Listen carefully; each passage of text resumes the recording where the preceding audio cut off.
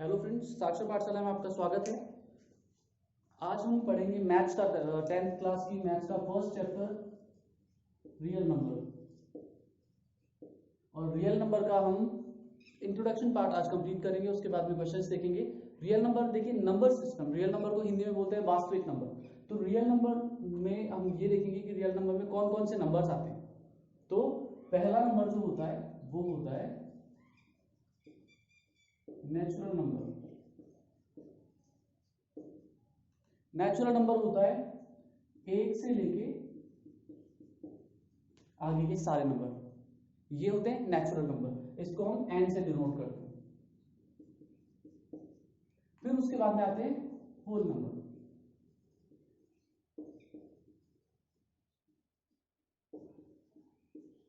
जिसके अंदर जीरो भी इन्वॉल्व हो जाए। डिफरेंस देखते जाइए इनमें, तभी अपन को हमें समझ आएगा कि हम कौन सा नंबर पढ़ रहे हैं और क्या नंबर हमें प्रूव करना है। तीसरा इंटीजर।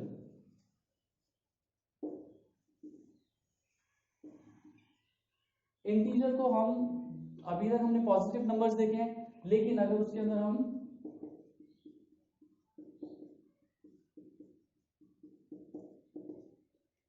ये जब माइनस जो नेगेटिव नंबर भी अगर उसके अंदर इंक्लूड कर दे तो वो हो जाता है इंटीजर नंबर। फिर उसके बाद में आता है रेशनल नंबर।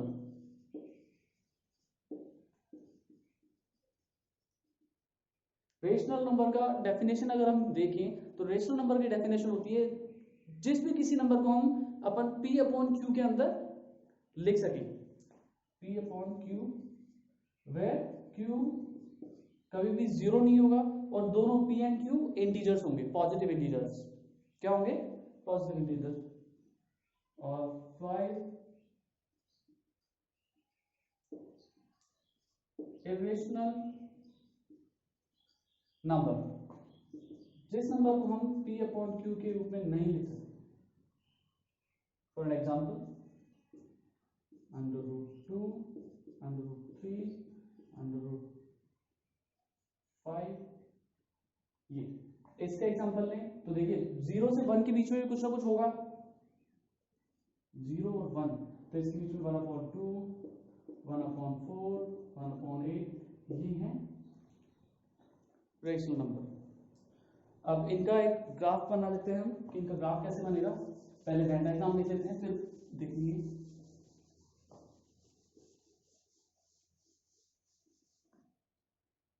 सबसे पहले आएगा नेचुरल नंबर, फिर उसके ऊपर होल नंबर, फिर उसके ऊपर इंटीजर और रेशनल नंबर। हम नेचुरल नंबर से होल नंबर पे जा सकते हैं। होल नंबर इंटीजर में आता है और सारे इंटीजर्स रेशनल में, लेकिन जरूरी नहीं है सारे रेशनल नंबर इंटीजर में हों। अंदर से बाहर की तरफ जा सकते हैं, लेकिन बाहर से अंदर की तरफ नहीं आ सकते। और इरेशनल नंबर अलग होगा। तो इसको ग्राफ कैसे, अगर इसको हम कैटेगराइज करें रियल नंबर को, तो देखिए रियल, इन सबका आप स्क्रीनशॉट ले लीजिए या फिर अपने नोट्स प्रिपेयर कर लीजिए, जिससे क्वेश्चन सॉल्व करने में आसानी रहेगी। Real number,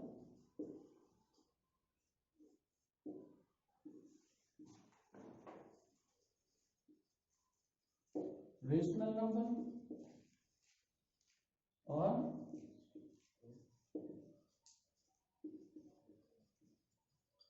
irrational number. ये इधर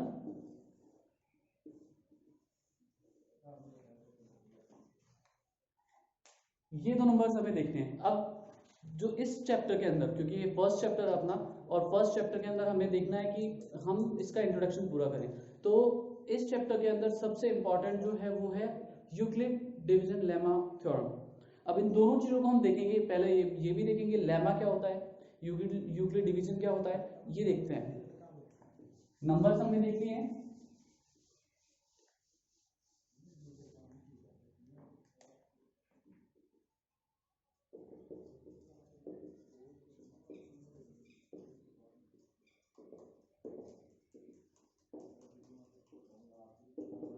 यूक्लिड डिवीजन लेमा। अब इसके अंदर हम नॉर्मल देखेंगे कि हम कोई भी डिवीजन कैसे करते हैं। जैसे फॉर एन एग्जांपल 8, 17, अगर इसको इससे डिवाइड करेंगे तो क्वोशिएंट आएगा 2, 16, 1। तो ये क्या होता है,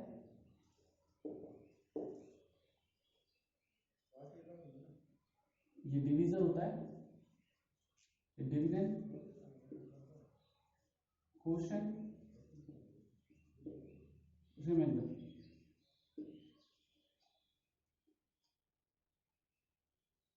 इसको हम अगर इस थ्योरम के रूप में लिखे तो कैसे लिखेंगे, इस थ्योरम के फॉर्म में लिखेंगे तो कैसे लिखेंगे, dividend equals to quotient into divisor plus remainder. ये हमारा यही है, ये नॉर्मल हमने छोटी क्लास में पढ़ा भी है।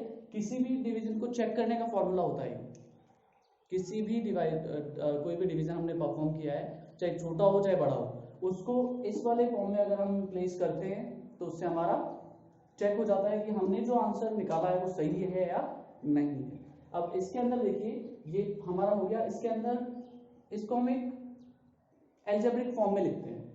क्वोशिएंट, ये जो dividend A quotient Q division B R, ये हमें हमेशा याद रखना है। इसके अंदर कंडीशन भी होती है, क्या कंडीशन होती है कि जहां पे ए एंड बी दो पॉजिटिव नंबर हैं, A and B positive integer है, और जो क्यू एंड आर हैं, क्यू एंड आर ये ऑलवेज एंड ऑलवेज एक तो यूनिक पॉजिटिव इंटीजर होंगे, क्या होंगे,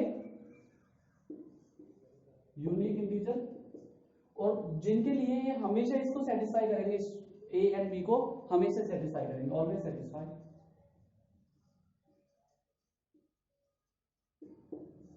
किसको, इस इक्वेशन को, ठीक है। इसके अंदर कंडीशन क्या रखेंगे, कब तक इसके अंदर हमेशा कंडीशन रहेगी। ये कंडीशन हम जब थ्योरम पढ़ेंगे तो इस कंडीशन को और भी अच्छे से पढ़ेंगे। जो कंडीशन होगी वो होगी 0 आर बी। इसमें ही देख लीजिए, रिमाइंडर 8, डिवीजन 8, तो देखिए अगर मैं आर की वैल्यू 8 रखता हूं, 8 देखिए छोटा है, जब तक ये छोटा रहेगा तब तक हम डिवाइड करते रहेंगे, रिमाइंडर रहेगा हमेशा। अगर इक्वल आ जाएगा तो 0 आ जाएगा, और बड़ा रहेगा तो डिवाइड हो जाएगा, ठीक है। अब इसके बाद में देखते हैं लेमा क्या होता है। इसको मैं फिर से रब कर रहा हूं, आप इसका भी स्क्रीनशॉट ले लीजिए।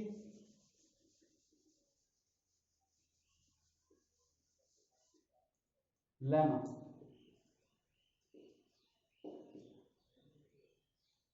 so lemma is a already proven or pre-proven statement। एक pre-proven statement होता है that helps to prove another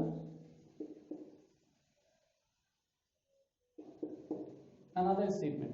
मतलब लेमा क्या है, लेमा एक प्री प्रूवन स्टेटमेंट है जो कि हम जिसका यूज करेंगे और जो हेल्प करेगा दूसरे स्टेटमेंट्स को प्रूव करने में। ये केवल इसका थ्योरम था। अब इसका केवल ये डिवीजन लेमा का इंट्रोडक्शन था कि हम क्या करेंगे, लेकिन अब इसका जो थ्योरम है वो देख लेते हैं, फिर इसके बाद में इसके क्वेश्चंस करेंगे।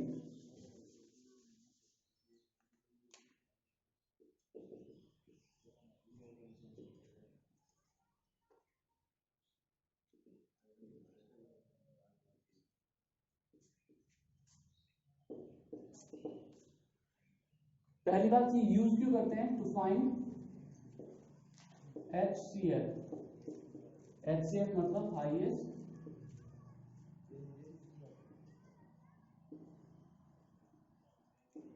Highest common factor. जब हमें दिया हो 2 नंबर का हाईएस्ट कॉमन फैक्टर निकालना है तो उसके अंदर हम यूक्लिड डिवीजन थ्योरम को यूज करेंगे।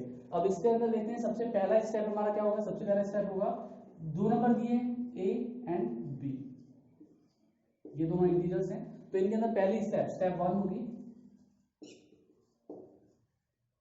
चेक करना कि कौन सा नंबर बड़ा है, और जो नंबर बड़ा होगा उसी को हम ए मानेंगे। जैसे अगर हमें दे दिया 67 एंड 96, तो इन दोनों में से जो बड़ा है वो ए होगा। So always check which integer is greater. Okay, greater जो नंबर होगा उसको ए लेंगे, स्मॉलर नंबर जो होगा उसको बी लेंगे। Second step apply Euclid division for A and B, apply कर देंगे। Step 3 if r equal to 0, अगर r बराबर 0 आ गया उस कंडीशन में, देन b विल बी और HCl।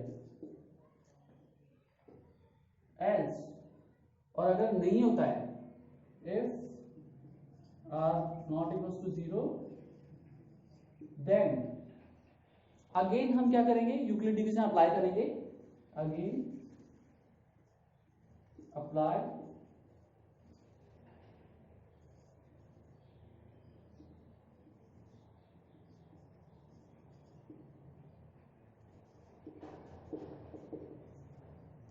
For B and R. Okay, हमेशा हम यही देखेंगे, बी अपना आंसर होगा, सो बी और आर नहीं, सॉरी क्यू और आर, क्यू और आर के लिए अप्लाई करेंगे। ए और बी को छोड़ देंगे, क्यू और आर लेंगे। क्यों? क्योंकि हमारा जो क्वेश्चन रहेगा जैसे 8, 27 और कुछ भी है, तो उसके अंदर क्वेश्चन जो भी आएगा, रिमाइंडर जो भी रहेगा, तो इन दोनों के लिए हम अप्लाई करेंगे फिर से यूक्लिड डिवीजन थ्योरम। ठीक है, और जब तक इसको परफॉर्म करते रहेंगे जब तक कि r इक्वल टू 0 ना आ जाए। जिस भी स्टेप के अंदर हमें r इक्वल टू 0 मिल गया, वहां पे b हमारा क्या हो जाएगा, b हमारा हो जाएगा, यहां पे b ही आएगा, b जिस भी इक्वेशन के अंदर हमें r बराबर 0 मिल जाएगा तो हमें b हमारा हो जाएगा HCl, और वहीं पे हमारा क्वेश्चन सॉल्व हो जाएगा। आज हमने जो भी थ्योरी पार्ट है वो सारा हमने थ्योरी पार्ट कर लिया है, थ्योरी पार्ट हमारा क्लियर हो गया है। नेक्स्ट वीडियो में हम एक इंपॉर्टेंट क्वेश्चन करेंगे कि किसी भी रैशनल नंबर को, किसी भी इरेशनल नंबर को अगर कहा जाए, जैसे फॉर एग्जांपल अगर ये कह दिया जाए कि prove √2 is a rational number,